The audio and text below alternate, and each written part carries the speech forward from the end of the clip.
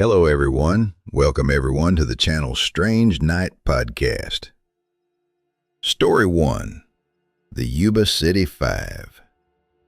The story begins on a bone-chilling winter night, February 24th, 1978, in California. 5 young men, Bill Sterling, Jack Hewitt, Ted Weir, Jack Madruga, and Gary Mathias, piled into a 1969 Mercury Montego and drove to Chico to watch a college basketball game. These were gentlemen, each living with mild intellectual disabilities or psychiatric challenges, but they led disciplined, kind lives and were deeply devoted to their families. After the game, they stopped at a small grocery store to buy snacks. That was the last time anyone saw them alive. When they failed to return home that night, their families knew something was terribly wrong. These men were creatures of habit. They never deviated from their routines, especially since they were all excited about playing in their own basketball tournament the very next day. Days later, police found their car abandoned on a remote, desolate mountain trail in the Plumas National Forest, dozens of miles from Chico and in the completely opposite direction of their homes. The car was stuck in a snowdrift, but was otherwise perfectly functional.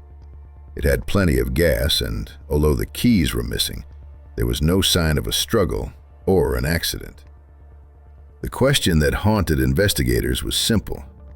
Why would 5 men, including Jack Madruga, a careful driver who loathed the cold, drive a car up a snowy mountain without warm clothing, then abandon a working vehicle to walk into the heart of a blizzard?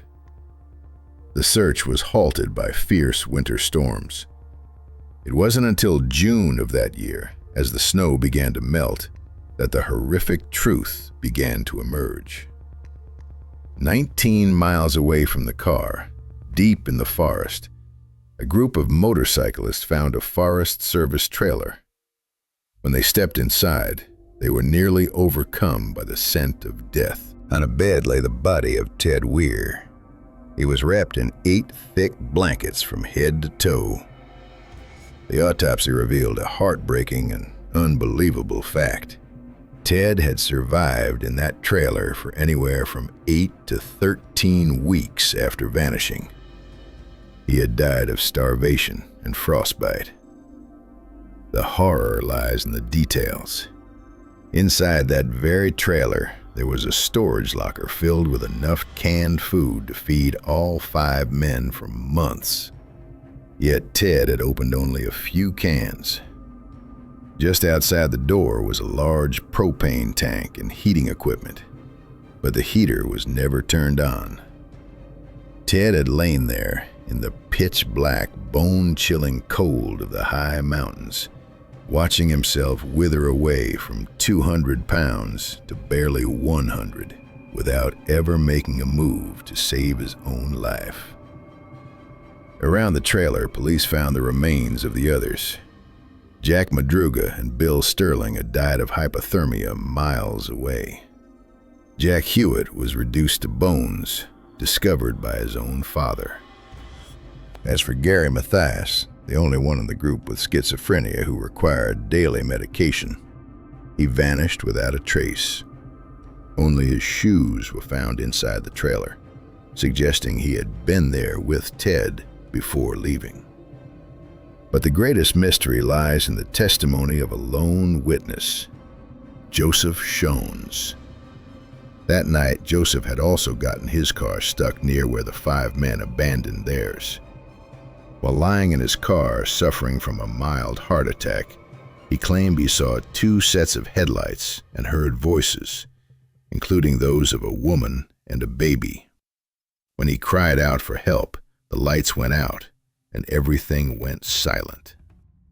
Joseph swore he saw a group of people walking past his car by flashlight, but no one stopped to help. Why did those 5 men drive up that mountain?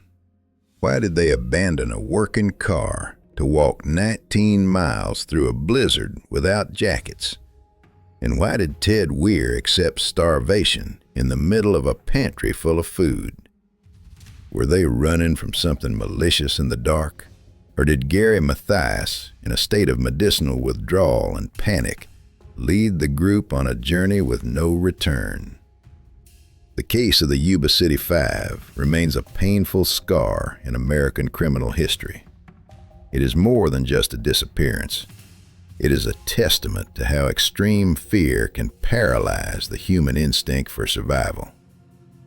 What truly happened in that trailer, amidst the howling winds of the deep forest and the slowly freezing bodies, is a secret forever buried under the white snow of the Plumas Peaks. Story 2. The Scream Across the Line. Angela Hammond was a beautiful 20-year-old woman, 4 months pregnant, and newly engaged to the love of her life, Rob Schaefer. That night, after attending a farewell party for a close friend, Angela stopped at a public payphone in the center of town to call Rob. The booth sat at the edge of a quiet parking lot, bathed in the dim yellow glow of the streetlights. Their conversation lasted over an hour. They talked about the future, the baby on the way, and the home they would build together. But in the middle of their chat, Angela's voice suddenly faltered. She told Rob that a filthy, old green Ford pickup truck had been circling the block around the phone booth. Angela described the scene to Rob. "A man with a thick beard just got out. He's carrying a flashlight and looks like he's searching for something on the ground." Rob tried to reassure his fiancée, suggesting it was just a local looking for something he'd dropped. But a woman's intuition told Angela otherwise. She said, "He's coming toward the booth." Suddenly, a blood-curdling scream ripped through the receiver, followed by the sound of a violent struggle and the heavy thud of the handset slamming against the metal frame. Rob's heart shattered. He dropped the phone, sprinted to his car, and drove like a madman to the payphone just a few blocks away. As Rob rounded the corner, he saw the green truck peeling out of the parking lot. A desperate cry for help echoed through the night. "Rob! Rob!" It was Angela's voice. She was being pinned down in the back by the man. Without a second thought, Rob threw his car into gear, pulled a U-turn, and began a high-speed, breathless pursuit through the dark. The kidnapper's truck sped frantically down rugged back roads. Rob stayed right on his tail. He could see Angela's silhouette struggling inside the cabin. But then, a fateful disaster struck. Just as Rob was preparing to ram the back of the truck to force it off the road, his car's transmission suddenly failed. The sound of grinding metal filled the air, and Rob's car lurched to a halt, smoke billowing from the hood. In a state of total, agonizing helplessness, Rob could only watch as the taillights of the green truck flickered and vanished into the darkness of the Missouri countryside. That was the last time anyone ever heard Angela Hammond's voice or saw her face. The next morning, police cordoned off the area around the phone booth. They found no blood, no fingerprints, and no other witnesses. The entire town of Clinton was searched, but the green truck, which Rob described as having a decal of a fish on the rear window, seemed to have dissolved into thin air. The mystery didn't stop there. A few days after the disappearance, an anonymous letter was sent to the family of another woman, also named Angela, in a neighboring town. The letter mentioned a mistaken abduction and contained chilling threats. Could the perpetrator have been targeting someone else and snatched Angela Hammond by mistake? Or was it a cruel joke by a killer mocking the police? More than 30 years have passed. The payphone has long been removed, but Angela's story remains a dark cloud over the town of Clinton. Her disappearance is more than a criminal case. It is the grief of a fiancé who stood by and watched his bride-to-be be taken into the shadows, and the haunting reality that a bearded man is still out there, perhaps watching another phone booth. Why did a man dare to kidnap someone in the middle of town? Why did Rob's car break down at that exact pivotal moment? Was it destiny, or did a malevolent force orchestrate it all? The answers were likely carried away in that green truck that night, deep into the nameless forests of Missouri. Story 3. The Mystery of the Lead Masks. The story begins on August 20th, 1966. A local boy named Jorge da Costa Alves was chasing his kite on the slopes of Ventim Hill when he froze at a gruesome sight. Amidst the thick brush lay two men, side by side, motionless. What terrified the boy was not just death, but their bizarre appearance. Police arrived immediately, and what they found at the scene went down in history as one of the darkest files ever recorded. The two victims were identified as Manuel Pereira de Cruz and Miguel Jose Viana, both electronic technicians from the city of Campos dos Goitacazes. They were lying on their backs, dressed in formal suits and wearing waterproof raincoats. There were no signs of a struggle, no external wounds, and no evidence of a third party. But the strangest detail was that each man wore a crude, homemade lead mask over his eyes, the kind typically used to protect against radiation. Beside the bodies were an empty water bottle, a handkerchief embroidered with their initials, and a small notebook. Inside the notebook, police found entries written in code, but most notably, a brief instruction in Portuguese. 1630, be at the agreed place. 1830, swallow capsules. After effect, protect metals and wait for mask signal. These words opened a labyrinth of theories. Why would two electronics technicians go to the top of a hill on a rainy afternoon to perform a cryptic ritual? Where were they waiting for a signal from? What were the capsules they swallowed? The autopsy results offered little help. Because the internal organs had significantly decomposed by the time they were found, forensic doctors could not detect toxins or any specific drugs. However, this only deepened the mystery.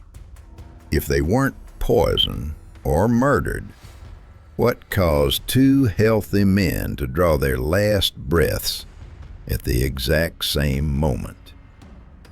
The victims' families revealed that Manuel and Miguel were enthusiasts of both science and spiritualism.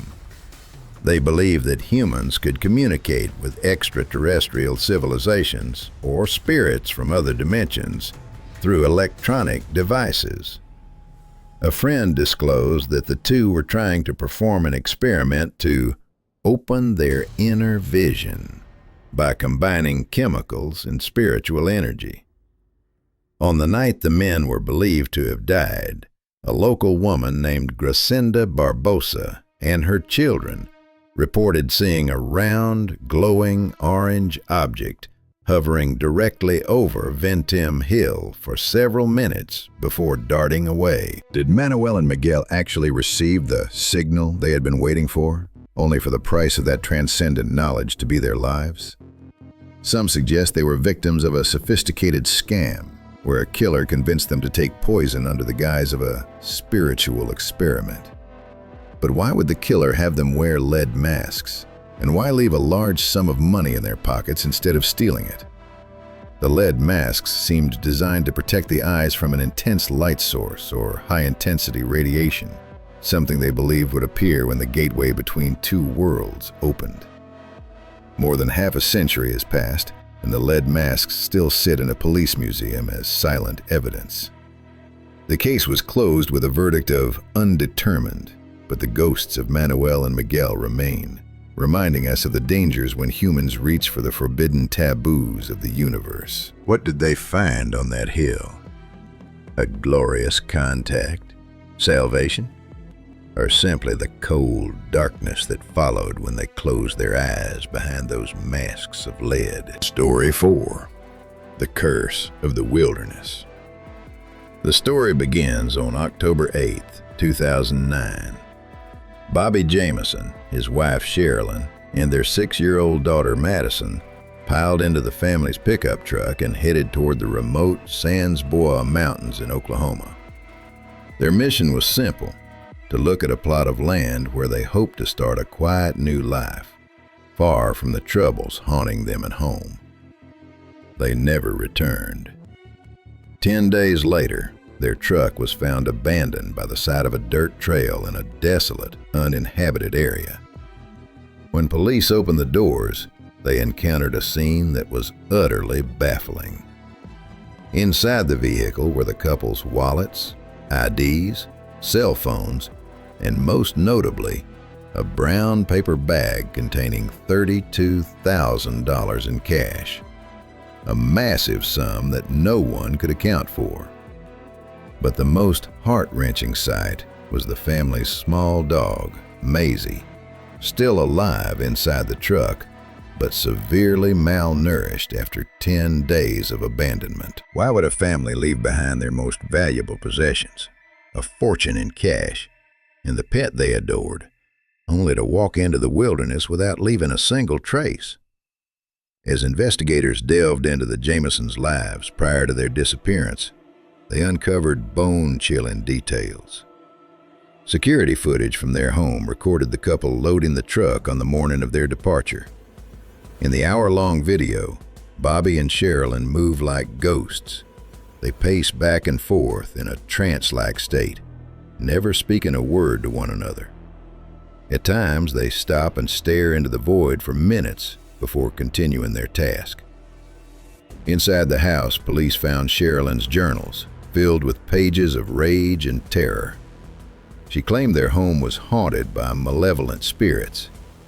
She wrote about Madison frequently talking to an invisible friend named Emily, the spirit of a girl who had died long ago. Bobby had even approached a priest to ask about exorcising the house, because he believed dark entities were living on their roof.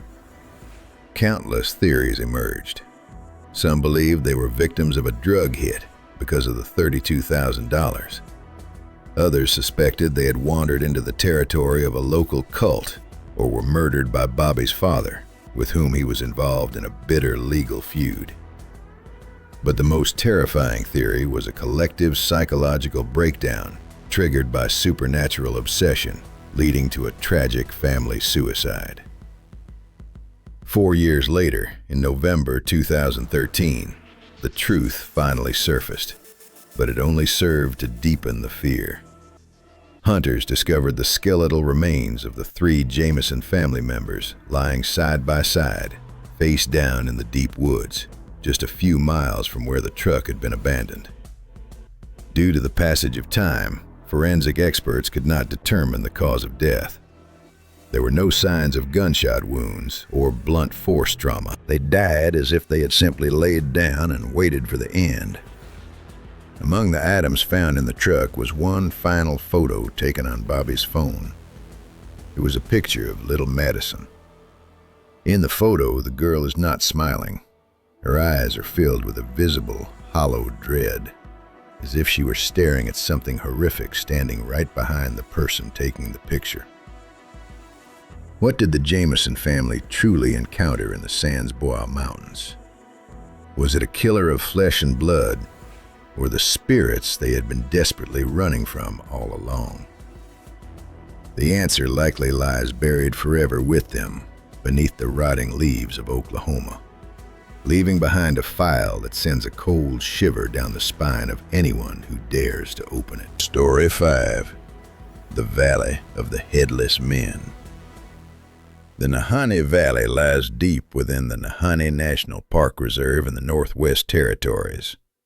It is a place of majestic beauty, deep canyons, massive waterfalls, and unexplored cave systems. But behind that beauty lies a lethal nickname: the Valley of the Headless Men. The legend began in the early 20th century as gold fever spread across North America, driving desperate men into lands that weren't even on the map yet.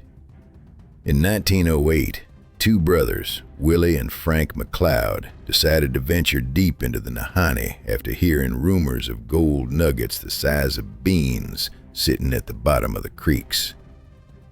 They vanished for 2 years. When a search party finally entered the woods, they found a horrific scene by the riverbank. The skeletons of the McLeod brothers lying side by side, but both were missing their heads. Strangely, their equipment and firearms were untouched, ruling out a typical robbery. A scrap of paper found nearby bore a cryptic scrawled message. "We have found it." But had they found gold or something much more sinister? The death of the McLeods was just the beginning. 9 years later, in 1917, a Swiss miner named Martin Jorgensen followed them into the valley, hoping to strike it rich. After a period of regular correspondence, he went silent. When authorities found Jorgensen's cabin, it had been burned to the ground. Amidst the ashes lay his remains, and once again, the head was missing. From that point on, the list of headless victims grew longer. In 1945, a miner from Ontario was found dead in his sleeping bag, his head gone. In 1962, an expedition of 3 entered the valley and never came out.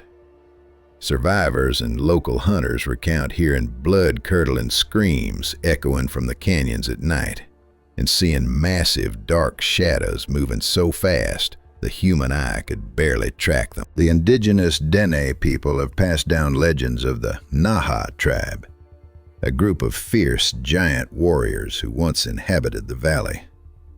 According to lore, the Naha would descend from the mountains to slaughter other tribes in one specific way, by decapitating their victims. However, the mystery deepens because the Naha tribe vanished abruptly hundreds of years ago, leaving no archaeological trace. Could they still be lurking in the deep limestone caverns beneath the earth, guarding their territory from intruders? Aside from human theories, the Nahanni Valley is linked to the legend of the Nakani, a creature similar to Bigfoot, Sasquatch, but far more aggressive and bloodthirsty. Those who have encountered it describe a creature over 7 feet tall, smelling of rot, with eyes that glow in the dark. They believe the Nakani is responsible for the decapitations, serving as a grim warning to stay off sacred ground. What makes the Nahanni truly bone-chilling are the unexplained geological phenomena. Despite being in the frigid north, the valley contains open hot springs that create thick ribbons of mist all year round. Inside this fog, explorers' compasses spin wildly, and electronic devices suddenly die. Pilots flying over the area have reported strange streaks of light and radio interference that sounds like the whispers of 1,000 people. To date, over 44 people have vanished or been found dead in the Nahanni. The Canadian government has issued stern warnings to anyone attempting to explore this region. The Valley of the Headless Men is not just a geographic location. It is a living entity, a lethal natural trap guarding ancient secrets. Whenever the wind howls through the limestone canyons, it feels as if the miners of the past are still trying to warn us. Never go looking for gold in the Nahanni, for the price you pay might be your very existence. Story 6. The Time Warp of Flight. 914. The story begins on July 2nd, 1955. A Pan American Airways Douglas DC-4, designated as Flight 914, took off from a New York airport headed for Miami, Florida. On board were 57 passengers and 4 crew members. It was a short flight, scheduled to take only a few hours. However, shortly after takeoff, Flight 914 abruptly vanished from radar screens. There were no SOS distress signals, no reports of bad weather, and no technical malfunctions. The U.S. Navy and Air Force launched a massive search operation across the Atlantic, but they found nothing. No debris, no oil slicks, and no bodies. The massive vessel and its 61 souls seemed to have evaporated into thin air. Eventually, authorities declared the plane lost at sea and all passengers deceased. 37 years passed. On May 21, 1992, at the Caracas airport in Venezuela, an air traffic controller named Juan de la Corte was on the morning shift when he suddenly spotted a strange blip on his radar. It was an old-fashioned propeller plane, a model that had been out of service for decades, heading straight for the runway. When the pilot contacted the control tower, his voice was laced with utter confusion. "Who are we?" "We are Pan Am Flight 914 from New York to Miami. We were scheduled to land at 9:55 a.m. on July 2nd, 1955. Where are we?" Juan and his colleagues were stunned. He replied over the radio, "This is Caracas, Venezuela. Today is May 21st, 1992. The plane landed safely. Through the windows of the control tower, Juan saw the terrified faces of passengers pressed against the airplane windows. They looked youthful, not having aged a single day since their 1955 departure photos. As ground crew approached, the pilot screamed, "Don't come any closer. We have to leave, now!" He restarted the engines despite attempts to stop him and taxied the DC-4 back into the sky, where it vanished once again. At the spot where the plane had been parked, investigators found a single piece of evidence: a small pocket calendar from 1955. This story has sent shockwaves through the world for decades. Those who believe in the supernatural argue that Flight 914 accidentally entered a wormhole and was pushed into the future. This would explain why they didn't age and why no wreckage was found in 1955. However, fact-checkers have pointed out that the story originated from a tabloid famous for fiction and hoaxes called the Weekly World News. There are no official Pan Am or FAA records confirming the disappearance of a DC-4 on that date in 1955. But why does this story persist and haunt us so deeply? Because it touches on our deepest fear, the uncertainty of time.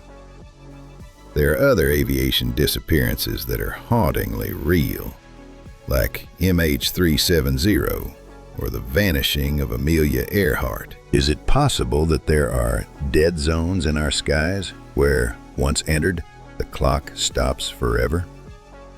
Whether Flight 914 is fact or a product of the imagination, it serves as a chilling reminder. The world we live in may be only a small part of a complex, multi-dimensional reality. And sometimes, landing on time is a miracle we take for granted. Story 7. The Death Dance of the Birds. On the morning of February 7th, 2022, residents of the town of Cuauhtémoc woke up to an unbelievable sight. Scattered across the roads, rooftops, and sidewalks were the carcasses of hundreds of yellow-headed blackbirds. Security footage captured a massive cloud of birds flying normally when suddenly the entire flock collapsed toward the ground at a terrifying speed. Most of the flock collided violently with the concrete and died instantly. The survivors staggered back into the air, leaving behind a grim scene of feathers and broken bodies. This isn't the first time such a phenomenon has occurred globally, but the scale and aggression of this mass suicide ignited fierce debates. Immediately, modern theories began to circulate. Many believe that 5G waves, or interference from telecommunications towers, had scrambled the birds' sensitive navigation systems, causing them to lose all sense of direction. Others feared it was an omen of a shift in Earth's magnetic field, or perhaps a secret leak of toxic gas from nearby industrial zones. However, biologists offered an explanation that was instinctive, yet no less brutal. They suggested the flock was attempting to evade a predator, likely a peregrine falcon or a hawk. In a desperate bid to escape, the lead bird may have performed a dive too steep to pull out of, and the thousands of birds behind it, following blind herd instinct, followed suit, unaware that what lay ahead was hard, cold pavement rather than open air. But that explanation failed to satisfy those drawn to the paranormal. How could a species with a survival instinct as strong as the blackbird make a mistake so colossal it wiped out the entire flock? In Jatinga, a small village in India, this bird suicide phenomenon happens annually at the end of summer. Birds there often plunge into the ground on dark, foggy nights, as if lured by a lethal light. The most unsettling part of the Mexican event was the silence following the carnage. Witnesses recalled that just moments before the birds fell, the air became eerily still. No wind, no engine noise. And then, the thud, thud, thud of thousands of tiny bodies hitting the pavement rang out like a symphony for the dead. The event in Mexico reminds us that no matter how much humans try to understand nature, there are moments when the natural world breaks its own laws. Were those birds fleeing a predator? Or were they reacting to a silent shift in the Earth's structure that human senses are too dull to perceive? The death dance of the yellow-headed blackbird remains a giant question mark, a testament to the fact that death can rain from a clear blue sky in ways no one can predict. Story 8.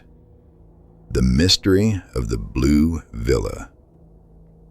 The story takes place in a quiet, elite suburb on the outskirts of Munich. The Hagedorn family was the epitome of success. The husband was a prominent real estate mogul, the wife a former model, and they had 2 beautiful young children. Their villa, painted in a distinctive pale blue, was a literal fortress, equipped with the most advanced security systems of the time. It all began when the housekeeper arrived on a Monday morning. She found the main gate still securely locked, but a ground floor window was wide open, something that never happened. As she stepped inside, the silence was bone-chilling. There were no signs of a struggle. No valuables were missing. Even the expensive paintings and jewelry left in the vanity remained untouched. But when she entered the master bathroom on the 2nd floor, the housekeeper let out a horrific scream. The luxurious marble bathtub was filled to the brim with a deep crimson liquid. It was blood. According to later forensic reports, the volume of blood in the tub was equivalent to at least 2 full-grown adults. Yet the most bizarre detail was that there were no bodies in the house, no drag marks, no blood splatters on the floors or stairs. It was as if the victims had dissolved right there in the tub, or their blood had been poured into it after they disappeared. The entire family of 4 had vanished into thin air. German police combed through every square inch of the villa and the surrounding gardens. They discovered that the alarm system had not been tampered with, yet it never triggered on the night of the incident. Security cameras captured only one blurry, distorted clip at 3 a.m. A tall, dark shadow standing silently on the 2nd floor balcony, staring directly into the lens for exactly 10 seconds before the footage cut out due to a strange technical glitch. Numerous theories were proposed. An underworld hit? A kidnapping for ransom? or perhaps a ritualistic sacrifice by a secret cult. But no ransom demands were ever received. And how could a killer transport 4 people, or their bodies, out of a locked villa without leaving a single footprint or a drop of blood outside the bathroom? Stranger still, 6 months after the disappearance, a neighbor reported seeing dim lights flickering inside the sealed villa. When police raided the building, they found the bathtub, which had been scrubbed clean months prior, once again filled with water. Floating on the surface were 4 wax dolls, crafted to look exactly like the 4 members of the Hagedorn family. To this day, the blue villa stands abandoned and cold. Locals believe the site has become a sinkhole in space, where the victims still exist in a state we cannot perceive. The Hagedorn case remains a grim reminder. Wealth and the strongest walls cannot protect us from the things that come from the dark, the things that don't need a key to get inside. Story 9. The Somerton Man. In the early morning of December 1st, 1948, the body of a man was found leaning against a stone seawall on Somerton Beach. He was dressed impeccably, a high-quality suit, polished shoes, and a neatly tied tie. He looked more like a guest stepping out of an elite gala than the victim of a crime. When police searched the body, they found no wallet, no ID, and no personal documents. Every single label on his clothing had been meticulously cut away. The autopsy revealed that his spleen was 3 times its normal size, and there were signs of internal gastric hemorrhaging, suggesting a potent poison. Yet no trace of any known toxin could be found. Despite the circumstances, his face bore a hauntingly calm expression. Months later, during a re-examination of the victim's trousers, police discovered a small secret pocket sewn inside. In it was a tiny rolled-up scrap of paper torn from a book, bearing the words, "Tamam shud." In Persian, this phrase means finished or ended. After a massive search, police located the exact book from which that scrap had been torn, a copy of the Rubaiyat of Omar Khayyam. The book had been tossed into the back of an unlocked car parked near the beach. On the back cover, investigators found faint, handwritten characters that looked like a meaningless cipher. WRGOABAB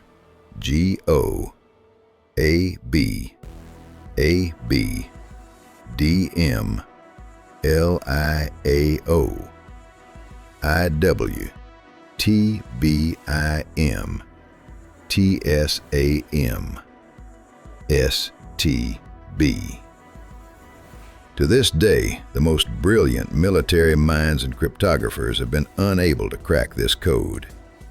But the mystery didn't stop there. Inside the book was a phone number leading to a young nurse living near the beach named Jessica Thompson.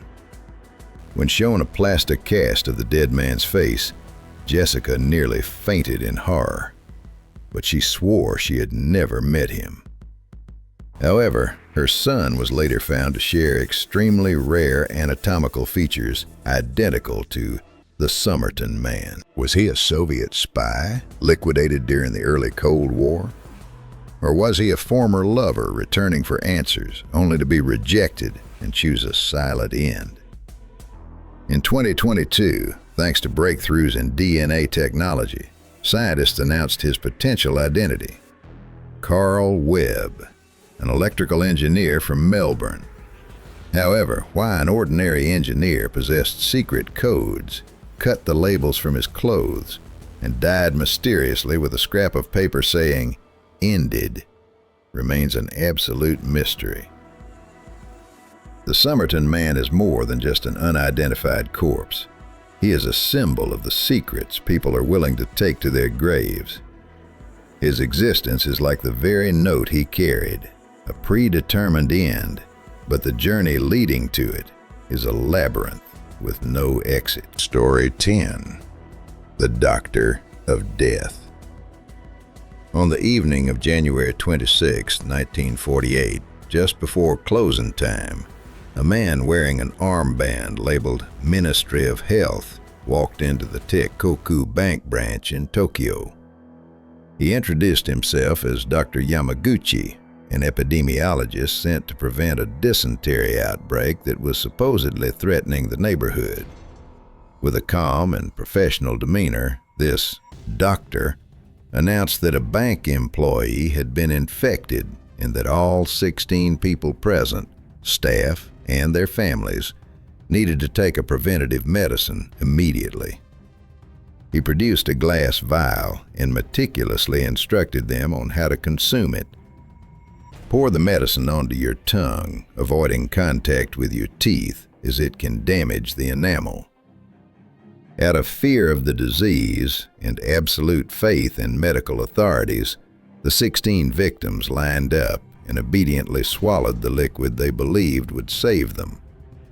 Within minutes, the interior of the bank turned into a living hell. People began to collapse, foaming at the mouth and seizing violently. 12 died on the spot. 4 managed to survive only because they vomited part of the toxin. The killer was in no rush. He calmly walked behind the teller counters, took an amount equivalent to roughly 160,000 yen at the time, and vanished into the freezing Tokyo night. Strangely, he ignored a much larger stash of cash nearby, as if money wasn't his only objective. Japanese police launched a massive investigation. They discovered the toxin used was a highly potent cyanide, prepared with a level of sophistication accessible only to those with high-level medical or military knowledge. Suspicion immediately fell on former members of Unit 731, the secret and brutal biological warfare research unit of the Japanese Imperial Army during World War II. Eventually, police arrested Sadamichi Hirasawa, a traditional tempera painter. The primary evidence against him was his possession of a business card from a real doctor, whose identity the killer had likely stolen. Hirasawa was sentenced to death, but throughout his 32 years in prison until he died at age 95, he was never executed. Successive ministers of justice refused to sign his death warrant, harboring their own doubts about his guilt. Was Hirasawa merely a scapegoat used to cover up the ghosts of Unit 731? Could a painter truly mimic the professional aura of a military doctor and handle toxins with such precision? Or did the real killer remain at large, taking the secret of the death medicine to his grave? The Teikoku Bank incident remains a permanent scar on Japan's judicial history, a testament to how the most sophisticated cruelty often hides behind the cloak of salvation. Thank you for listening to this series. Please like and subscribe to the channel to hear the next series.